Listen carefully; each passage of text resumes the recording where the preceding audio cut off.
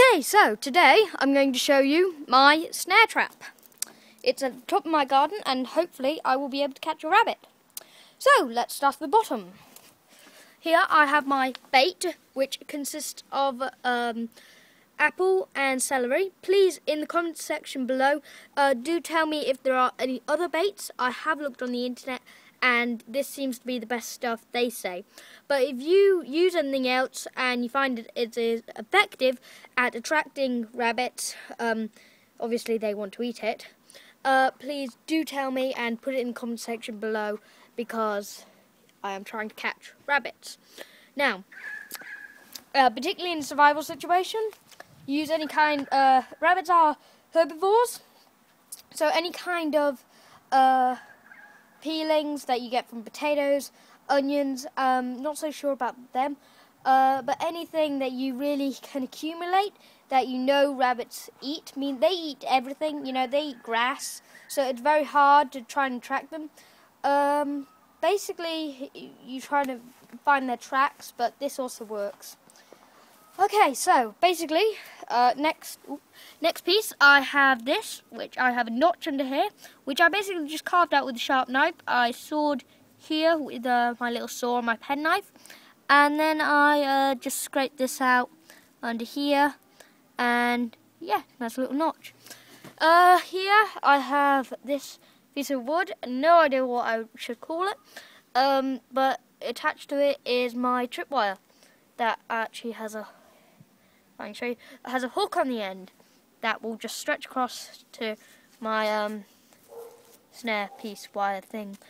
Okay, so up here I have the next piece of wood, which has another notch into it. Now that will clip into the other notch, and basically I just put another notch up here the other way, and just wrap my string around and tied it on nice and firm.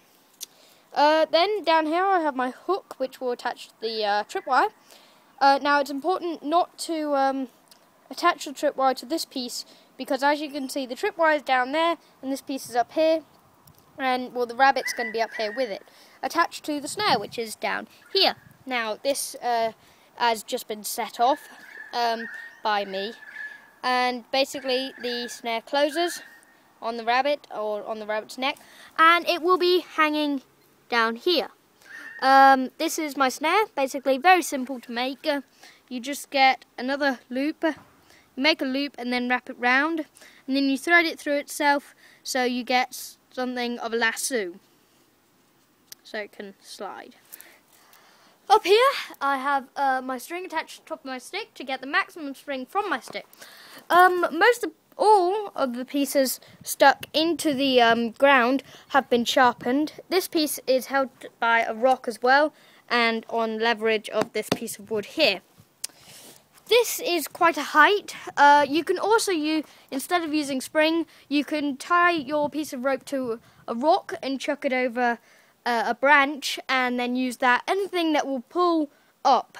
You need this piece of string to be able to pull up. This is a more complex snare opposed to a more simple snare. Now, basically, I'm just going to position the camera. This may take a minute, and unfortunately I can't edit this. But I'm not going to. It's ridiculous. Can you see it? Wait. Yes. So this comes down, and now my stick is bent over. Now this piece is going to take all the weight, so you need to make sure it's firmly in. Right, so now that's that. And I just want to make sure the hook's pointing out. And preferably, because this is quite, or you should make it so it's quite delicate, but still will hold wind or different things brushing past it. Well, ideally not brushing past it, because that's what's going to make the rabbits. Now, wire tends to have a mind of its own. It likes to do its own thing. So basically just hold it down with some twigs, maybe a little rock, some leaves, as long as it can still spring up and get round the rabbit's neck. Hopefully neck, not foot, because otherwise it's not dead and it's just hanging there all night. I'm assuming that you're catching them at night. They don't come out, or you don't see them as much in the day. They tend to be more active at night. Don't quote me on that. That's just from personal experience.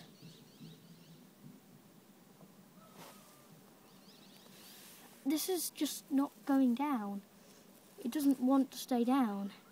Okay, so let's just pretend. No, let's not actually pretend. Let's get a bunch of sticks. Just get on there. Yes, I tamed the wire. So now you get your hook on this and you hook it around that. Now when this piece goes up, when the tripwire trips it, this notch, you can see, this notch is going to come out, and then this rope, which is attached to that bent stick, will fly up, and the snare will be pulled up and it will close on the rabbit's neck. Now, the thing with the bait, to maximise your chances, I'm going to leave my bait without the snare set for 3 nights. 3 days, nights inclusive. And basically, this is just going to make the rabbits will be attracted more. They'll get used to this being round, and they will know that there is a source of food here. Obviously, I'm using apple. I've also got some celery there. If you do know any other good bait, I have looked around the internet. Those guys said that this was the best. But, you know, if you use something else, please tell me. Like I've said before, really, I want to know. So, let's pretend this stick is my rabbit. Basically, it comes along, it's eating the food, and it accidentally knocks the tripwire. Obviously, I need to make my tripwire more firm so that any little notch of any kind will set it off. So let's just place my stick there, and I'll just knock my stick anyway. Ow. Yes, that hurt my finger. So now, it didn't actually catch the stick just got thrown out the way. Obviously a rabbit would actually be on it would have more weight, and it should get caught. And then we're back to where we started with the snare closed and all this. Now I'm just going to leave this like this with my bait. The rabbits will come, the rabbits will eat it, and they'll have a nice little surprise because the apple's under there. So yeah, that's all from me. Recap: notches, sharpen the ends, put a notch in that because that's holding all the weight.